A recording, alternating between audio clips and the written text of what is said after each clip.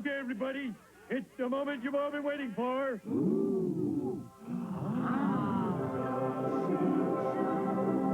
It's the longest-running primetime animated series ever. Whoa, cool. Now, in its 10th season. You can't be cool just by spouting a bunch of worn-out buzzwords. We don't have a cow, Reese. Bart's right. Let's none of us have a cow. The Simpsons. I think that if I had known that this show was going to go 200 episodes, I don't know if I would have followed through on those first doodles. People, that was all wrong. Homer Simpson doesn't say bow, he says... dough. Dough, dough, dough, dough. Now, go behind the scenes of the show that's rewritten television history. We write about and draw funny pictures about issues that concern us all. With $10,000, we'd be millionaires. We could buy all kinds of useful things like love. We become these characters physically. The way that I sit is different for Bart than, say, when I'm doing Nelson or Ralph. I provide the voices for Apu, the lovable Quickie Mart proprietor. I'm going to party like it's on sale for $19.99. Krusty the Clown is probably one I like doing because he's such a sleazy guy. Every time you watch my show, I will send you $40. Checks will not be in. It just is so out of the ordinary. It so breaks the rules of television. If you were going in today to pitch The Simpsons, you'd get laughed out of the offices of every major television executive. Let me try one. How many shows in history have established themselves to the quality that The Simpsons have? I just think it's phenomenal. The Simpsons. Sundays on Fox. Sounds like good watching.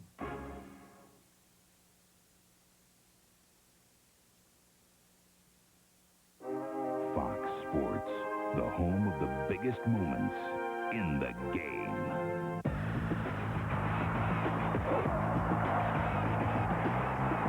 Michael Irvin is having a heck of a day.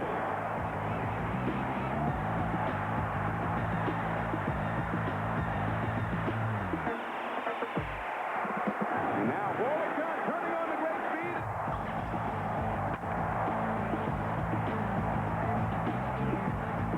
Wow, what a catch. That's got a chance. It is gone. I don't think he got that one. I may be wrong. I'm wrong. This guy is amazing. He really is.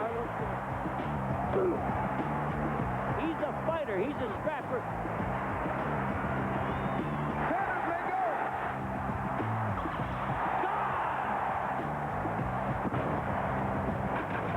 Oh, what a hit.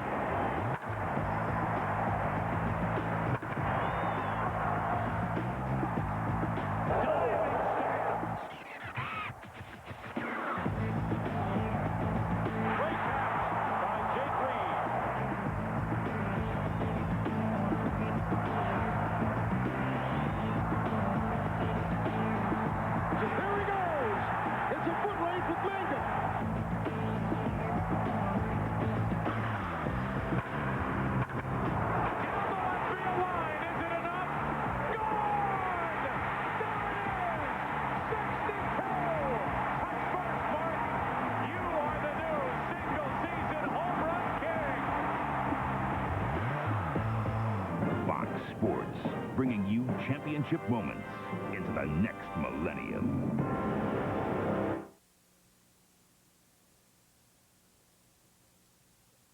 I think that if I had known that this show was going to go 200 episodes, I don't know if I would have followed through on those first doodles. This is it's been a long run. There have been a lot of requests for other products associated with The Simpsons. In fact, virtually any product you can think of, The Simpsons have had their name slapped on. I'm particularly proud of the Simpsons cheese. It's really tasty, very pungent. And then my other favorite product, and this is the pancake syrup I use.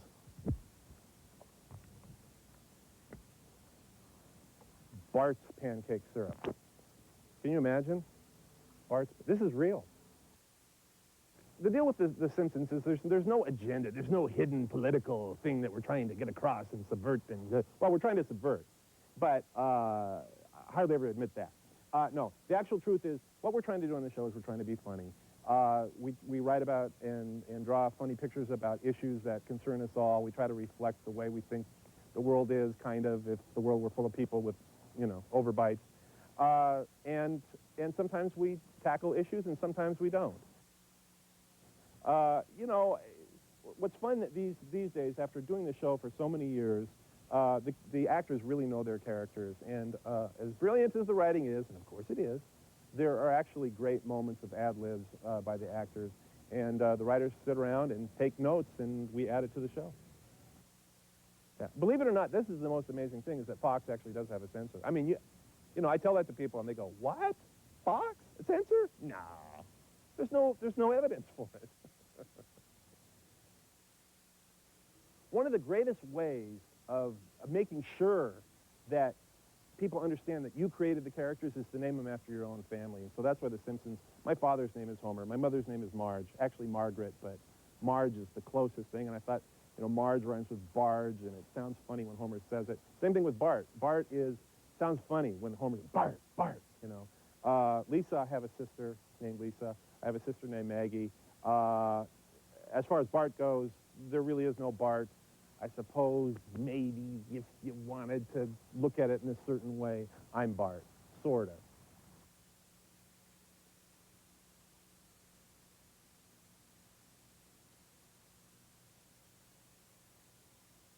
It just is so out of the ordinary. It so breaks the rules of television. If you were going in today to pitch The Simpsons, you'd get laughed out of the offices of every major television executive. It was a fluke. It's been a very well-maintained fluke. The people in charge of the show, particularly Matt Groening, have worked, I think, with great conscientiousness to maintain its quality. As a kid in the very last days of old radio, and so The Simpsons is a throwback to that, standing around a microphone, reading scripts, doing scenes, very much that. A lot of laughs. There are, especially at the read-throughs when we get a great script like we had this week, just a lot of laughs, which, if you're doing a comedy show and you're not having a lot of laughs, something is seriously wrong. I do get a lot of tape. I do Burns, Smithers, Principal Skinner, Ned Flanders, Reverend Lovejoy, Dr. Hibbert, Dr. Marvin Monroe, Scratchy, Lenny, McBain, God, the Devil, Hitler, Kang. Those are most of them. It's always more fun as an actor to hear what the other character is saying, even if the other character is you. Your reading just changes as a result of what the other guy has just said. There's no way to sort of anticipate that. So I think all of us here do that, you know, if we have characters talking to ourselves. My wife is a much more avid rerun watcher than I am, and I'll come in the room and see an episode. And about half the time, it's like something that I've never seen before. I won't have a memory of it.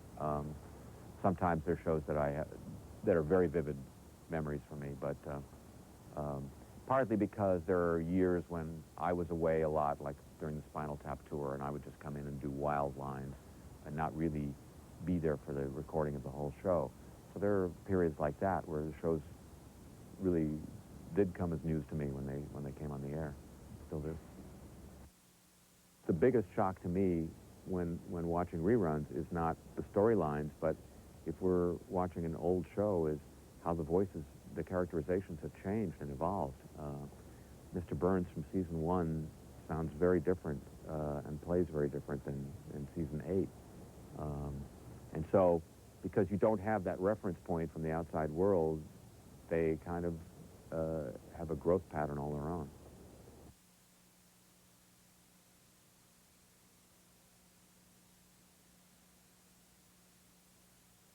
It's I guess the classic story that everybody says they imitated their relatives and then their teachers, and it made you sort of popular and unpopular at the same time. But it was always like a freakish skill that I seem to have from as long as I can remember. I mean, it's fun doing the voices because you can look any old way you want and roll out of bed and you're ready for work.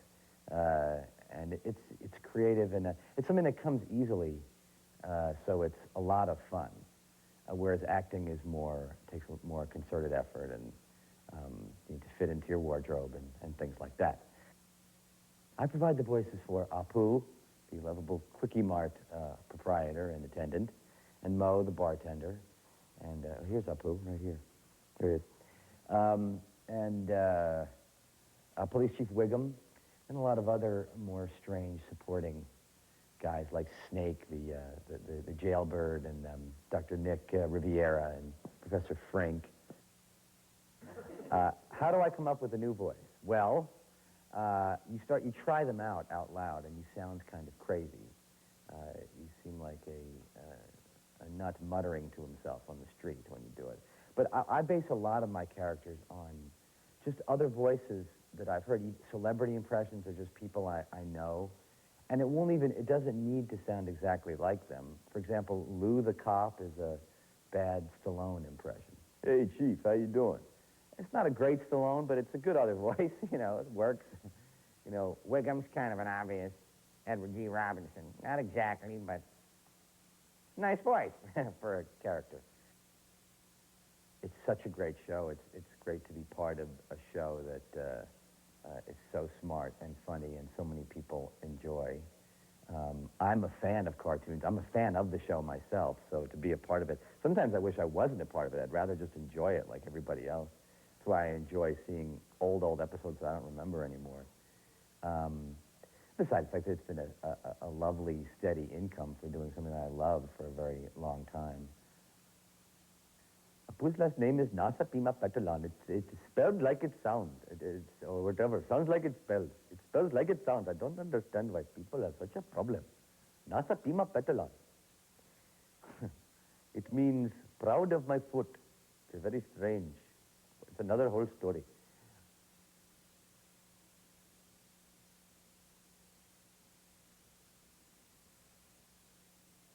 Being on one of the most well-respected and critically acclaimed, award-winning shows, I mean, the writing is just some of the best on television, and to be a part of that it's a great feeling to know that that we're all contributing to this great show. I'll sit with my kids and watch the show, and obviously the subtle references to social change or current events or things like that, my children are not going to understand that, and my husband and I will be cracking up, but my kids will appreciate a whole different level of it. So I think that's the great thing about having a VCR or checking it out in reruns later, is that it goes, the jokes and the visual jokes and the written humor, you can't possibly get it all in one sitting. And in fact, we'll be watching the show, and my husband will be laughing, and I'll be like, honey, be quiet, because you miss another joke with all the laughter going on. How many shows in history have established themselves to the quality that the Simpsons have put in and maintained that standard? I just think it's phenomenal. As the show's progressed, and we've worked with the writers and worked with Matt, and what we as the actors have put in on the characters through ad-libs and our own create, we've made them very real. I think they're much more than one-dimensional. You can look at them, and a lot of people, and I think that's the success of the show too, is that these little cartoon characters represent very much a part of the mainstream of America.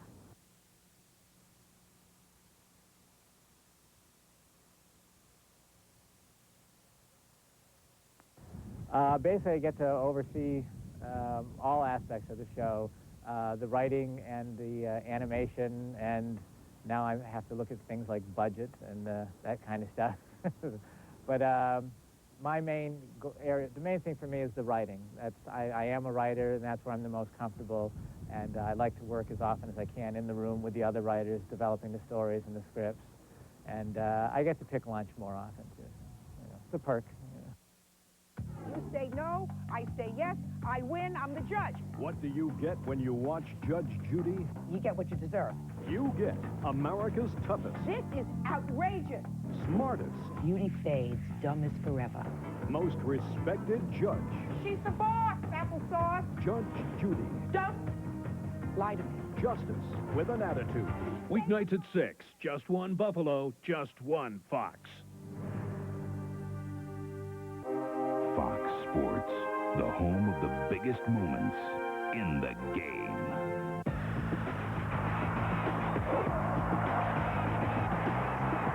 Michael Irvin is having a heck of a day.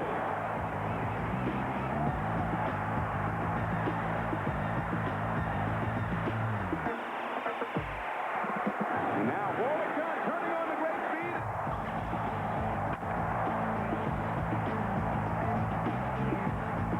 Wow, what a catch. That's got a chance. It is gone. I don't think he got that one. I may be wrong. I'm wrong. This guy is amazing. He really is. He's a fighter. He's a scrapper.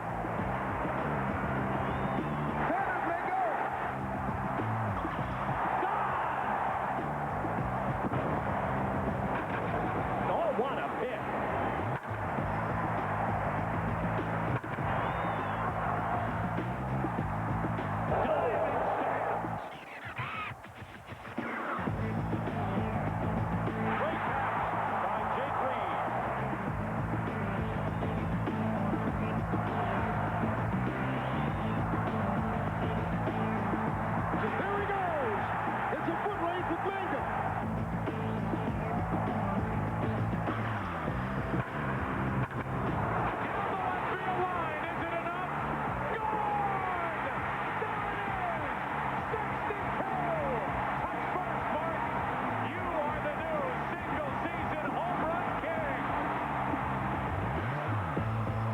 Fox Sports, bringing you championship moments into the next millennium.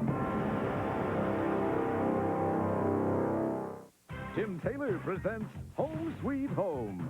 I'm gone. Let's do what I normally do around here. Electrocute ourselves and irritate Mom? Keep the home fires burning. A man's home is his castle. Acting like some tyrannical fascist. Did you just call me a dinosaur? There's no place like home. Weeknights at 7. Just one Buffalo, just one Fox. Who has the shortest hemlines? We always enjoy competition. Melrose Place and Ally McBeal square off on Miniskirt Monday. First, will Amanda's darkest secret I'll never tell another soul. finally be revealed? I didn't get where I am by backing off. An all-new Melrose Place. Then, how far will Ally go to defend her outrageous hemline? I'm happy to jump on the cause. Thanks.